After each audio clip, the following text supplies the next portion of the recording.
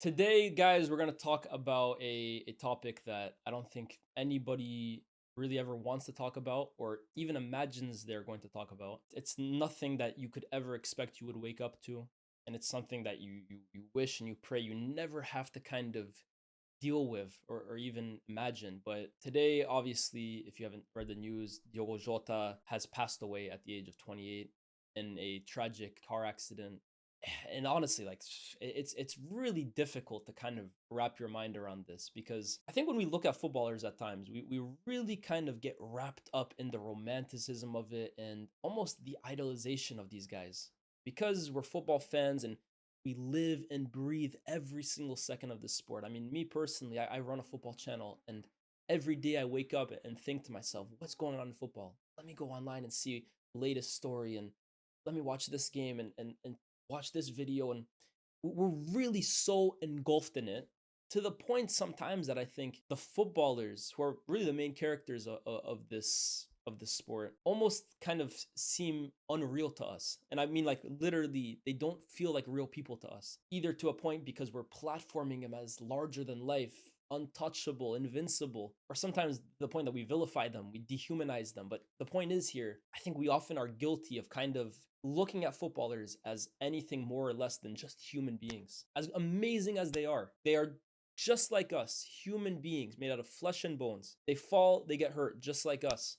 They feel emotion, they get sad, they get happy, they go home to their families, all of the above. I think we lose that sometimes because of how enamored we are with the sport. But days like today really, I think, put things into perspective that at the end of the day, this is a human being. The footballing world has lost an unbelievable player, a champion, a guy that has lit up the Premier League, lit up the international stage, lit up the Champions League. But we've also, more than anything, it's more important than football here, right? We've lost a human being. Human life has been lost today in a tragic, tragic manner. And I think it really kind of just puts into perspective for us that maybe we need to take a bit more care in the way that we kind of cover and speak about these people, right? We're talking about them from a footballing point of view and we're critiquing their game and stuff like that. But really, sometimes kind of watch what you're saying about football players and how you kind of analyze their every move. Like, we see these footballers go out and party. You're like, why is he doing this? Why is he traveling here? Why is he at this concert? Why is he wearing?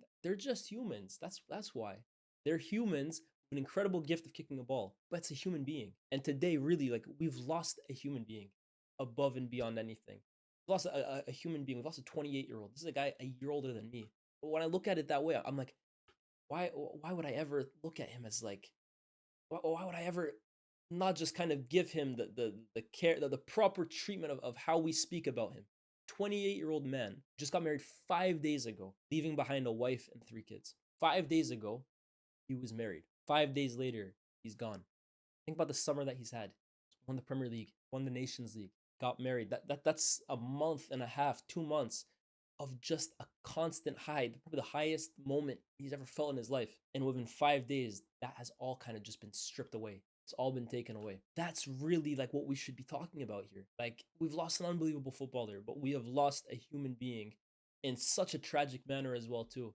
You think about that, right? Driving your car, rounding another car, getting around another car, and the tire pops. Think to yourself, if you drive, how many times you kind of cut in front of somebody?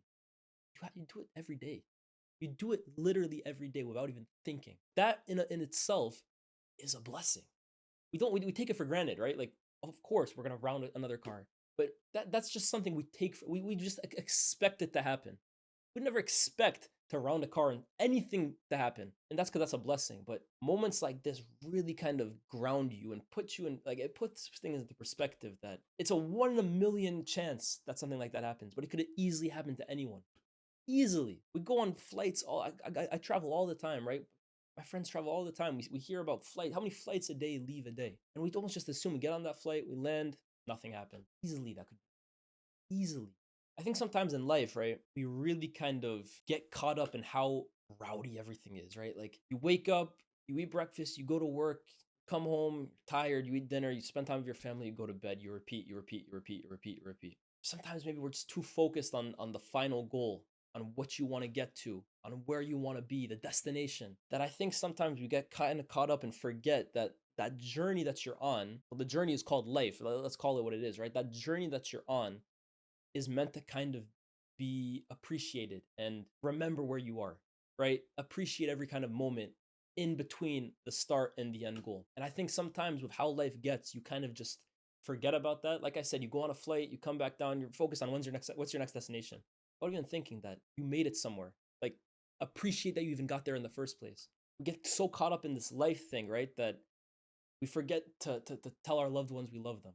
We forget to hug your loved ones. We forget to tell people you care about them. We forget to reach out to somebody that you haven't spoken to in a long time because we get so caught up in this destination that we forget about everything in between. And I think moments like today, right? It's not like we know Jota because he plays on our TVs and he's one of the best footballers in the world. He plays for Liverpool and he plays in the Premier League. But this really kind of puts things into perspective for all of us as human beings that we're very, very lucky that we get to live our life every single day. But this kind of thing just kind of reminds you it can all be taken away. Just like that. Just like that. So, I mean, to everybody affiliated with Diogo Jota, excuse me, with everybody affiliated with like whether family members, friends, loved ones, coaches, teammates, staff, my thoughts and prayers go out to you guys because I can't imagine what kind of mourning and sorrow you're kind of feeling at this moment. I can only like I'm fortunate enough to never have really lost someone super close to my life yet. Well, obviously, one day it's going to happen. And when that happens, you have to deal with grief in any way you can, right? But I'm very blessed. I consider myself blessed that I haven't had to experience that. But I can only imagine waking up to news like this, that somebody that you know, 28 years old, is just gone from this world like that. So to everybody affiliated or in connection to Diogo Jota, my thoughts and prayers go out to you guys. Fans of Liverpool Football Club, my thoughts and prayers go out to you guys. To the club of Liverpool, I mean, Liverpool is a club that it's more than just a club, right? It's really you get a sense of family with that club. Like they really stay tight knit. They're united in almost anything. Sometimes I almost say about Liverpool, it's like a siege mentality. It's us against the world. They really are tight knit, and they're tight knit and united and together in great times, good times, bad times, and sorrow times like this, right? And in this moment, I know everyone affiliated with that club will be very, very united, and I'm sure a club like Liverpool will make sure to take care of Diogo Jota's family, and honor his legacy as well too. But I know that's a club that's hurting today, and for every reason to do so.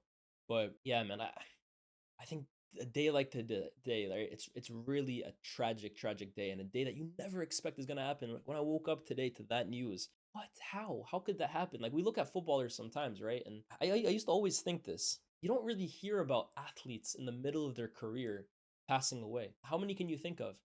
Like we hear about post career for sure, but during their career, you don't. This never really happened. I mean, there was Mark Vivian Foy, of course, Danny Jarque, the Spaniard, but it doesn't really happen. And I think that also kind of adds to this illusion that we have that footballers are just untouchable, they're invincible. So when something like this really happens, I think it just sends tremors down the entire footballing world.